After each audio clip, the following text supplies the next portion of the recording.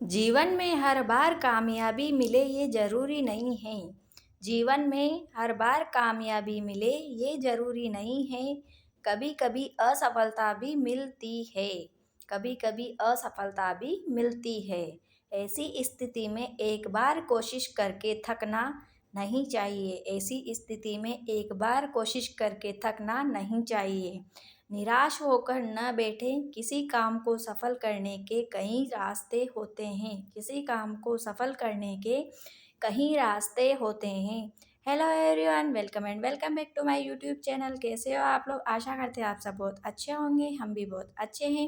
Read journey में एक नया दिन जोड़ते हुए आज की वीडियो की शुरुआत हो चुकी है सुबह से। आज है 17 फरवरी 2025 और हमारे रीड का पेपर में 10 दिन बाकी है। 27 तारीख को हमारा पेपर है। 27 या 28 को 3 पारियों में हमारा पेपर होगा। 27 को 2 पारियों में होगा और 28 को 1 पारी में होगा। तो लेवल 1 और लेवल 2 का कब होता है? 27 को लेवल 1 का 27 को होता है या 28 को होता है, या फिर लेवल 2 का 27 को भी होगा और 28 को भी होगा। तो मैं लेवल 1 से हूँ। मेरे पास एक कमेंट भी आया था कि दीदी आप कौन से लेवल की तैयारी कर रहे हो? तो मैं लेवल 1 से तैयारी कर रही हूँ। बीएसटीसी कर रखी है मैंने। बीएसटीसी मैंने कोटा से करी थी। बीएसटीसी मेरे 2022 में कंप्लीट हो गई थी। तो आज की वीडियो की शुरुआत हो चुकी है। सुबह से मैं यहाँ पे साइकोलॉजी में बाल विकास वाले चैप्टर का रिवीजन कर रही हूँ, क्योंकि इस चैप्टर में 2-3 सिद्धांत है, उनका रिवीजन करना बहुत ज़्यादा ज़रूरी हो जाता है। प्याजे का सिद्धांत, वाइगोत्स्की का सिद्धांत, यहाँ से हमारे क्वेश्चन बनते हैं। और पूरा बाल विकास का रिवीजन करने में मुझे 1 घंटा लगा था। जो मैंने नोट्स बना रखे हैं उन्हीं नोट्सों से मैंने रिवीजन किया था, क्योंकि मैंने जो शॉर्ट नोट्स बना रखे हैं उसके अंदर सिद्धांत नहीं है, तो वो शॉर्ट नोट्स मैंने इसके बाद में पढ़े हैं। पहले मैंने पूरा बाल विकास वाले पूरे चैप्टर का रिवीजन 1 घंटे में कंप्लीट कर लिया था। सुबह 7 बजे बैठी थी मैं और 8 सवा 8 तक मैंने ये सारा कंप्लीट कर लिया था।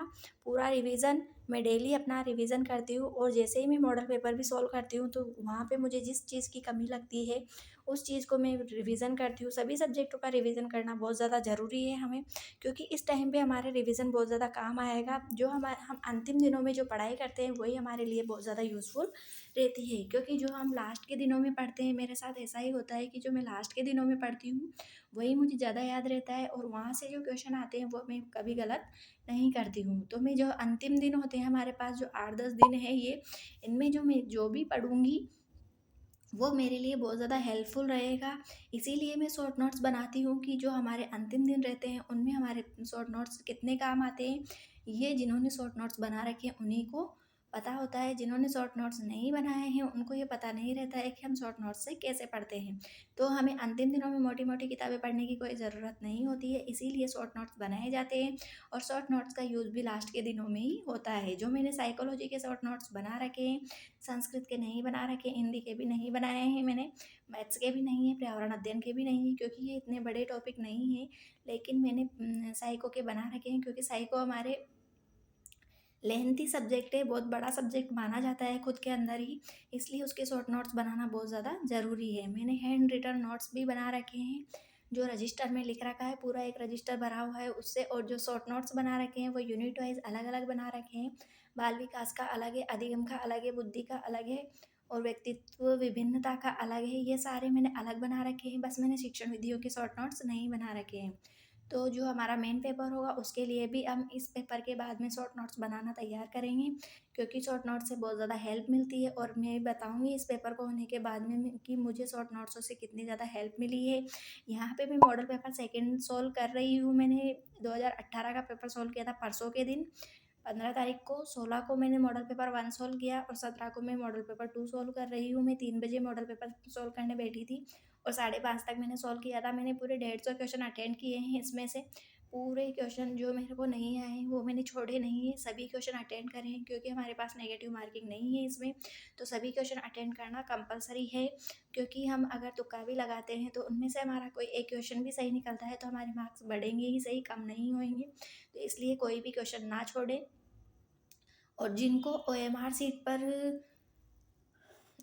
सीट के ज़रिए जो फर्स्ट एग्ज़ाम दे रहे हैं वो ओएमआर सीट की बहुत अच्छे से प्रैक्टिस कर लें, क्योंकि ओएमआर सीट में बहुत ज़्यादा गलती हो जाती है, और जब गलती होती है तो हमारे पूरा पेपर बिगड़ने की संभावना रहती है। हमारे स्टार्टिंग में ही अगर गलती हो जाती है ओएमआर शीट से तो हमें बहुत ज़्यादा दिक्कत हो जाती है, बाद में पूरा पेपर बिगड़ जाता है हमारा।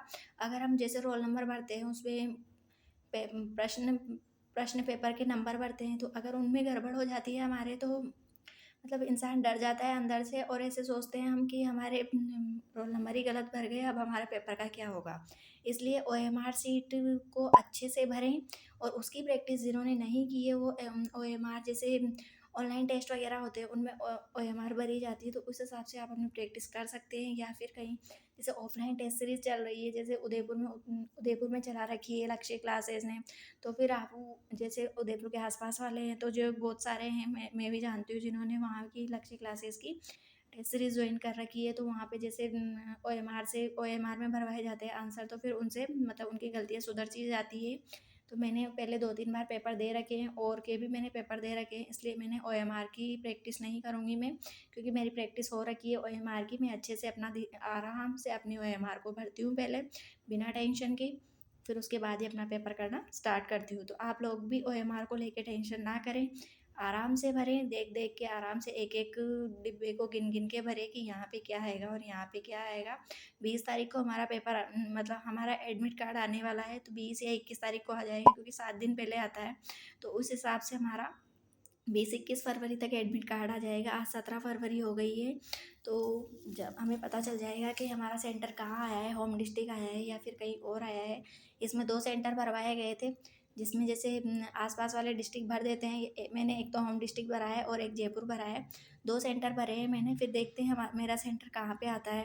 आज मैंने जो सेकेंड मॉडल पेपर सॉल्व किया है, इसमें मेरे 105 नंबर बन रहे हैं 150 में से। पूरे क्वेश्चन मैंने अटेंड करे हैं, इसमें एक भी क्वेश्चन नहीं छोड़ा है। उसमें से मेरे 150 में से मेरे 105 नंबर बने हैं। तो ये मैं वीडियो के अंत में आप लोगों को मैंने ये बताया है। पूरा वीडियो देखने के लिए बहुत बहुत धन्यवाद आप लोगों का। अगर आप लोगों को हमारे वीडियो थोड़े से भी यूज़फुल लगते हैं तो हमारे चैनल को लाइक, शेयर और सब्सक्राइब करें। बेल आइकन दबाना ना भूलें, जिससे कि हमारा वीडियो सबसे पहले आप लोगों तक पहुँचे।